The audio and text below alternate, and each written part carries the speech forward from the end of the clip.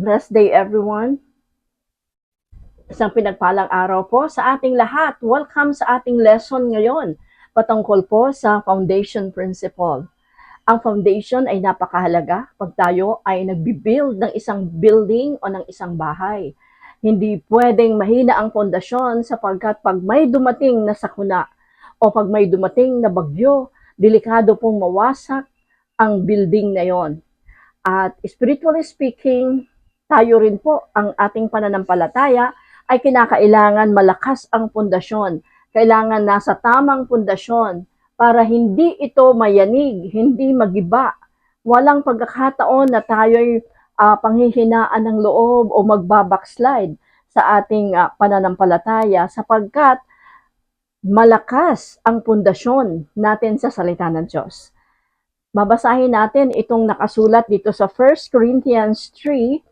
Sabi dito, sapagkat wala nang ibang pundasyon na maaaring ilagay maliban sa nailagay na. Meron ng pundasyon na nailagay, no? Walang iba kundi si Hesu Kristo.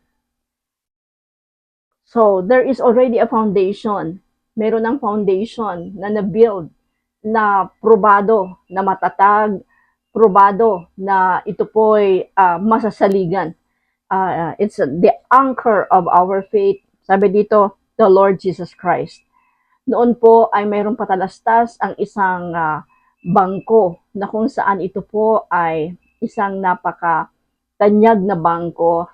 Ang kanyang tagline is, para kang nakasandal sa pader.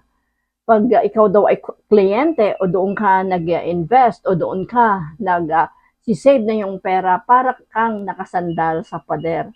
But ang nakakalungkot, after ilang dekada, ay nawala po yung bangko na yon o nakipag-merge sa ibang mas malakas na mga bangko. So, maaari pong yung sinasandigan ng ating mga pagtitiwala, akala natin yun na yung the best. Pero dito po sa foundation principle, sabi dito, wala nang iba, sapagkat wala nang ibang pundasyon na maaaring ilagay maliban sa nailagay na. Walang iba kundi si Hesu Kristo. 1 Corinthians 3:11, isa po yan sa ating konteksto o isang verse na ating pong dadaanan sa ating pag-aaral sa foundation principle, sa ating pag-aaral po ng ating class.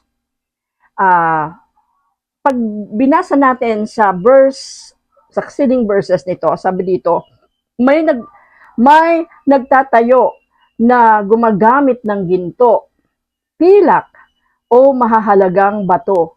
Mayroon namang gumagamit ng kahoy, damo, o dayami. Makikilala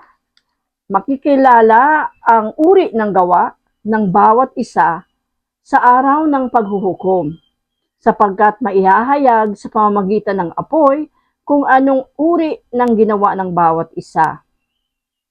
So, ibig sabihin po nito, mata-try and tested po ang bawat gawa natin kung ito'y hindi masusunog, no? Sapagkat sabi dito, ang foundation pwedeng gawa sa pilak, sa ginto, o kaya sa bato. O maaaring yung foundation na ginamit ay may bukbuk na kahoy, o kaya kinain na ng anay na kahoy, o kaya sabi dito, kahoy, o kaya damo o dayami. Parang bricks siguro na walang kabelya o walang ginamit na bakal. Okay? So, pag malakas ang bagyo, pwedeng masira ang anumang foundation. So, yung foundation of our faith, makikita po natin dito sa binasa nating verse, it will be tried and tested. Kaya po pala, ang magagaling na mga metal o kaya po ang mga mahalagang mga bato katulad ng ginto ay dumadaan sa apoy para ito po ay masubok and to be tested and to be purified 7 times, to be more pure, para maging malaman ang pure gold ay dumadaan po siya sa apoy.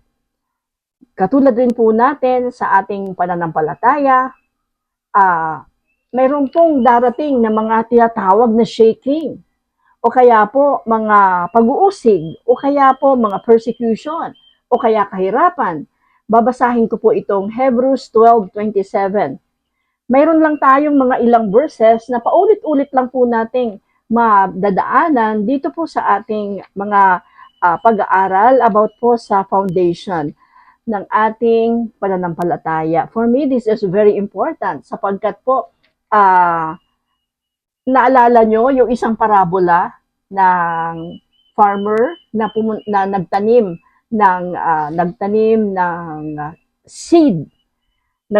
Yung farmer naghasok o kaya po nagsabwag o kaya po nag-sow ng seed at iba't ibang uri ng soil ang kanyang nalagyan ng kanyang seed. Mayroong mga dahilan bakit hindi lumago yung kanyang seed, bakit hindi nabuhay. Mayroon lang nabuhay yung nakatanim sa good soil. Hindi po yun yung parabolang ating bibigyang pansin ngayon. Ang ating pong parabola o story, parabola, ibig sabihin storya na may malalim na ibig sabihin. Ang Panginoong Hesus ay ginagamit niya po ang parabola nung siya'y nagtuturo, nung siya'y bilang teacher, nagtuturo sa mga tao, no? Sa ilang, sa bundok, sa templo, kahit saan siya maparoon, ay gumagamit po siya ng parabola. Ang isa sa parabola na ating babasahin ay yung patungkol sa nag-build ng kanyang bahay. Sa tao na nag-build ng kanyang bahay. So, meron pong isang uring tao na matalino, meron pong isang uring tao na mangmang. And we don't want to be identified doon sa mga mangmang o kaya doon sa hindi masyadong matalino. We always desire na matalino tayo. So, how can we be paano tayo makakonsider na wise? Mamaya, babasahin natin ang Mateo 7:24 hanggang 27. So, kanina, nadaanan po natin na pag may dumating na pagsubok, bagyo, o persecution, o kahirapan, bakit kailangan dumaan tayo doon?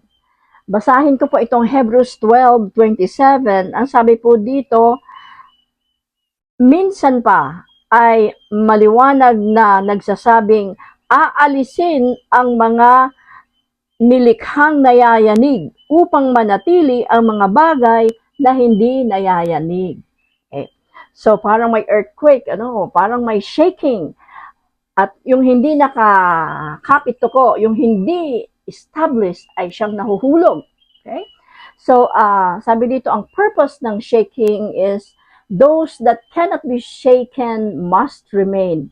So, dumadaan nga po talaga ng pagsiksik at pagliglig. O kaya po, pagyugyog, sabi sa Bicol. Parang makita kung sino po talaga yung founded sa magandang foundation. At ang sabi po dito, upang minsan pa, sabi dito, ay maliwanag na nagsasabing aalisin ang mga nilikhang nayayanig upang manatili ang mga bagay na hindi nayayanig. So, lagi pong meron pong choice ang tao. Meron pong comparison between the light and the darkness, between the good and the bad. And we will make good decisions because we have the mind of Christ. We belong to His people. We belong to the kingdom of God. So, the purpose, bakit daw po may mga pagsubok or mayroong shaking sa Hebrews 12:27 is that so that those things that cannot be shaken must remain. The importance of the foundation. Dito po sa ating pag-uusapan na parabola, marami po tayong pwedeng masagot ng mga possible questions. Na itatapon ko na po sa inyo yung ilan para at least po pag nakinig tayo ng storya ng parabola, mas desidido tayo na ma-inculcate sa isip natin yung story para masagot natin. What is the parable of Jesus about? Itong nandito sa Matthew 7. mayroon daw dalawang kinds of people in the world according to the verses na babasahin natin sa parabola sa Mateo 7. Ano po yung mga tao na yon? At ano po yung uri ng mga storms o pagsubok? Okay, ang isa pa sa mga question sa atin is, what's the purpose of shaking? Ano ang purpose? Bakit mayroong mga pagsubok o kaya po mayroong pagyanig? Okay? The importance of foundation. When building a structure, the foundation takes so much time. Bakit po? Okay, so masasagot natin 'yan kasi as we talk about the importance of foundation, pag nakakita po tayong mataas na building, kung nakatira o nakapunta tayo sa syudad, nakakakita tayo ng matataas na mga building, meron pong 25 floors, mayroong 50 floors, mayroong 100 floors, at 180 something meters high. At ang foundation yan, pag mataas ang building, ay hindi po 1 floor lang. Hindi po 10 feet lang ang binutasan nila pa ilalim. Kundi, syempre, dahil mataas yung building, ay kailangan sturdy, matatag. Yung foundation niya ay malalim din. Pag tayo gumagawa ng bahay, dapat hindi po siya tagilid, hindi siya kaagad masisira ng signal number 2 or signal number 3 na storm or na bagyo. At alam po natin, ang kahalagahan ng foundation ay napakahalaga po sa pananampalataya natin. Dapat po yung foundation natin ay hindi po nakasandig sa tao, hindi nakasandal sa ganda ng organisasyon o sa galing ng financial na kalalagayan ng ating mga organisasyon. Sapagkat lahat po yan na bagay na yan ay lilipas. The only foundation of faith na hindi po masisira is if we lean upon the Lord Jesus. Siya yung pinili mong sandigan ng iyong pananampalataya. That Jesus Christ is your Lord and Savior. No more other reason why ka sumunod sa Panginoon. Bakit ka sumunod sa Panginoon? Hindi dahil dinala ka ng iyong magulang doon o kaya yung ng iyong karelasyon o ng iyong kaibigan. Sumunod ka sa Panginoon hindi dahil nandun yung crush mo. Hindi po. Kailangan yung ultimate na reason why sumusunod ka sa Panginoon bilang Kristiyano ay because mahal mo ang Panginoong Jesus and that you are fully persuaded that Jesus Christ is Lord and He is the way, the truth, and the life. No one comes to the Father except through Him. Okay, so pupuntahan na po natin yung ating kwento sa Matthew 7:24 to 27. I'm reading a Tagalog Bible para diretso na parang nag-explain na rin ako pag binabasa natin itong ating Tagalog Bible. So, Matthew 7:24 to 27 ay isang uri po ito ng parabola. Ang sabi po dito ay, kaya't ang bawat nakikinig at nagsasagawa ng mga salita kong ito ay maitutulad sa isang taong matalino na nagtayo ng kanyang bahay na ang pundasyon ay bato. Umulan ng malakas, bumaha, at binayo ng malakas na hangin ang bahay na yon. Ngunit hindi nagiba sapagkat nakatayo yon sa bato. Ang bawat nakikinig sa aking salita, ngunit hindi naman nagsasagawa ng mga ito ay maitutulad sa isang taong hangal na nagtayo ng kanyang bahay sa buhanginan. Umulan ng malakas, bumaha at binayo ng malakas na hangin ang bahay. Ito ay bumagsak at lubusang nawasak. So, maiksi lang po yung parabola ng sa bato o sa buhanginan.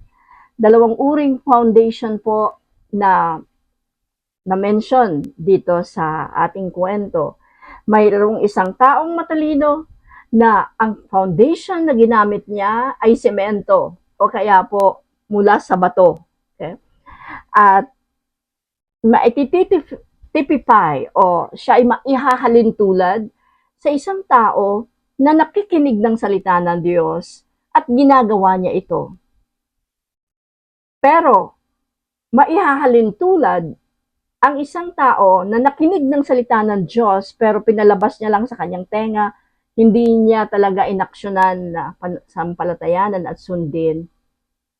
Maahilin tulad siya doon sa isang tao na nag-build ng kanyang bahay, ngunit ang ginamit niya po ay buhangin o kaya sinking sand, parang kastilyo sa buhangin. Pag dumating ang malakas na alon, ay nawawash out yung kastilyo sa buhangin.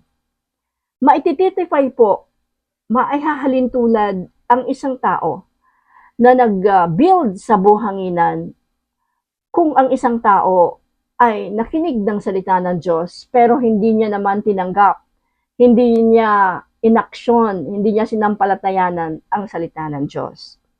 So, nandito po sa parabolang ito ang malalim na mga example ng buhay ng tao na nakikinig ng salita ng Diyos, na ginawa niyang foundation ay bato. Meron pong account sa Bible na sinasabi niya na ang Panginoong Hesukristo ay siyang panulukan o siyang cornerstone. Siya po yung foundation ng pananampalataya na kailanman hindi magigiba. Diba mayroong kang kanta ang mga bata? Si Jesus ang sandigang hindi magigiba. Si Jesus ang sandigang hindi magigiba.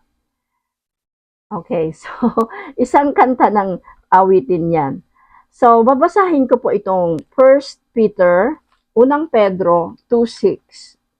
Dito po natin, mayroon pa po tayong ilang mga verses na babasahin na magpapatunay sa atin na pag ang Panginoong Hesukristo ang siyang ginawa nating foundation ng faith, hindi po kung sino mang pulano, hindi po kung sino mang santo, o hindi po kung sinong magaling na founder ng relihiyon, kundi pag ginawa po natin na mismo ang Panginoong Hesukristo, yan ay isang matatag na fondasyon. Ibig sabihin, kahit na may pagyanig, ay hindi ka magigiba, no?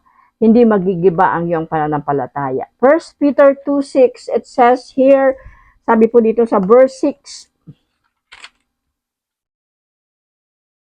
Okay, sabi po sa verse 6, sapagkat sinasabi ng kasulatan, tingnan ninyo na inilagay sa Sion ang isang batong panulukan, cornerstone, okay? Pinili at mahalaga, hindi mapapahiya ang sinumang sa kanya'y sumampalataya. They that trust in Him shall never be compounded, or they that trust in Him shall never be put to shame. Hindi ka mapapahiya kung ang foundation ng iyong pananampalataya, sabi dito, ay nailagay na sa Sion ang batong panulukan. Wala pong iba kundi ang Panginoong Hesukristo. Sa verse 5 it says, tulad ng mga batong buhay, maging bahagi kayo ng isang templong espiritual. Bilang mga paring itinalaga para sa Diyos, mag-aalay kayo sa Diyos ng mga handog na espiritual, nakalugod-lugod sa Kanya sa pamamagitan ni Hesukristo. Sa pamamagitan ni Hesukristo na siyang batong panulukan, the chief cornerstone that has been rejected. Si Hesukristo po, siya'y rejected ng mga tao nung siya'y nagkatawang tao sa panahon po ng panahon ni Herodes bilang nagahari po sa imperyo ng Roma nung mga panahon. Si Jesus ay rejected po siya. Hindi sila naniniwala na si Jesucristo na anak ni Maria at ni San Jose ay ni Virgin Mary at ni Joseph the carpenter ay siya yung Diyos. So, pero makikita po natin na lahat ng mga taong yon ay napahiya sapagkat si Jesus na na-reject ay siyang naging cornerstone, naging panulukan at dito wala nang ibang na itayo kundi ang pangalang Jesucristo. The spiritual foundation that we have is to be founded in the Lord. Meron pong isang lumang kanta, it says, I lay in Zion for a foundation, a stone. I lay in Zion for a foundation, a stone, a tried stone, a precious cornerstone, a sure foundation, a tried stone, a precious cornerstone. He that believeth shall not make haste. Basahin ko po ang 1 Timothy 6:19. Medyo maliliit itong mga wordings ng ating Biblia. So, babasahin ko po ang verse 19. It says, sa gayon, makakapag-impok sila para sa mabuting pundasyon sa hinaharap at makakamtan nila ang tunay na buhay. Yan po ang sabi sa 1 Timothy chapter 6 verse 19, the spiritual foundation. Sa gayon, makakapag-impok sila para sa mabuting pundasyon sa hinaharap at makakamtan nila ang tunay na buhay. When I read this in English, mas malinaw po doon that it says about the foundation of faith which is in the Lord Jesus Christ. So, ito pong sabi po dito sa Psalms 118:22, the stone which the builders rejected ay ang Panginoong Jesucristo became the chief cornerstone. Kahit siya po ay nireject ng mga Saduseo, Pariseo at ng mga tao, maging yung mga taong kanyang pinagaling, yung mga taong pinakain niya, nagpakain siya ng 5,000, nagpakain siya ng 4,000, after nang nangaral siya, Jesus had a compassion on the people na nagugutom na, walang makain sapagkat sumunod sila sa Panginoong Jesus doon sa ilang, sa wilderness. At sila'y pinagaling. Literally lahat ng may mga sakit at karamdaman na sumampalataya ay pinagaling ng Panginoong Jesus. Nevertheless, pagdating doon sa panahon na nagtanong si Pilato kung sino yung pipiliin nila, si Barnabas na isang magnanakaw o si Jesucristo, sino ang ipapako sa krus? Jesus has been rejected at at sabi ng mga tao, ipako siya sa krus. Nag-people power yung mga tao. Ipako siya sa krus. Ipako siya sa krus. And Jesus Christ is the stone which the builders have rejected, became the headstone of the corner. Basahin ko po sa Salmo 118:22. Psalms 118:22. 118:22, it says, ang batong itinakwil ng mga tagapagtayo ng bahay, ang siyang naging batong panulukan. Jesus became the great cornerstone.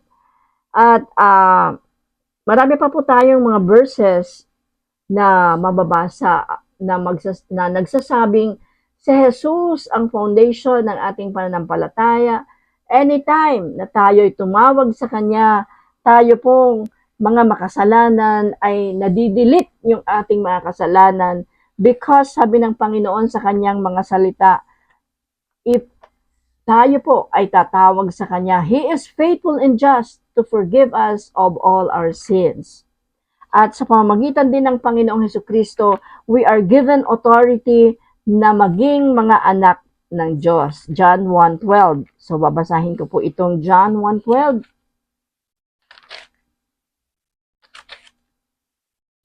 John 1:12, it says,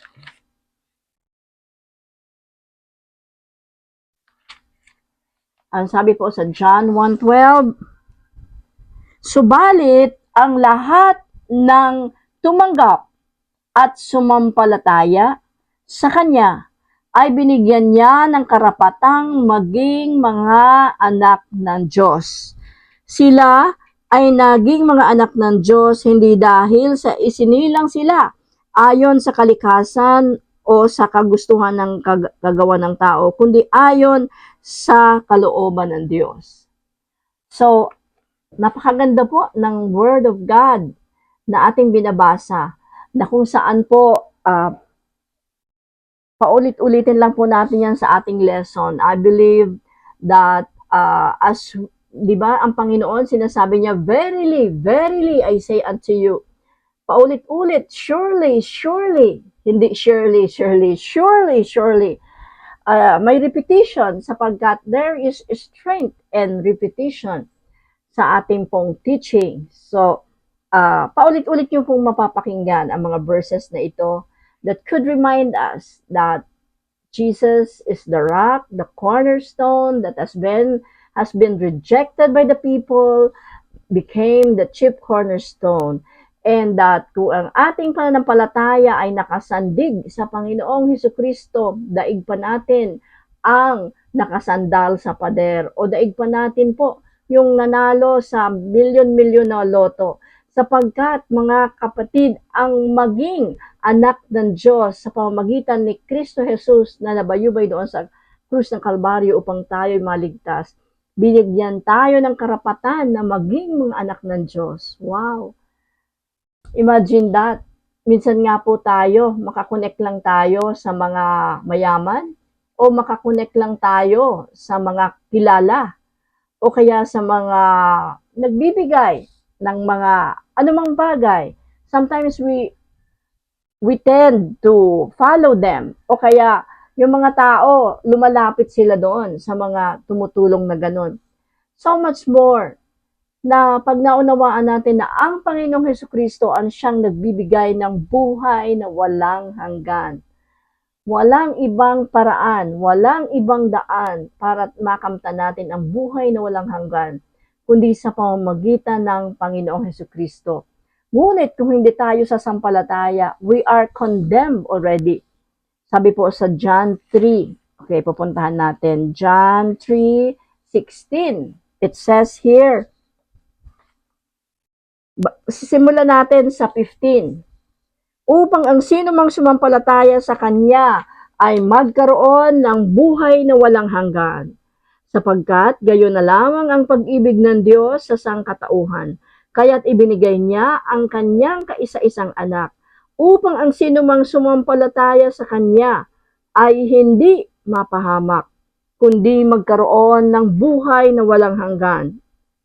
Isinugo ng Diyos ang Kanyang anak, hindi upang hatulan ng parusa ang sanlibutan, kundi upang iligtas ito sa pamamagitan niya. So, napakalinaw po. Kahit na hindi na natin i-explain, kahit hindi na natin, hindi ko na kailangan i-contextualize pa o sabihin ang kahulugan, napakalinaw na ang sino mang tumanggap sa Panginoong Hesukristo ay may buhay na walang hanggan. So, we are not condemned to death. Hindi tayo kondemnado sapagkat tayo po ay na kay Kristo at tinanggap natin siya bilang Diyos at tagapagligtas ng ating buhay.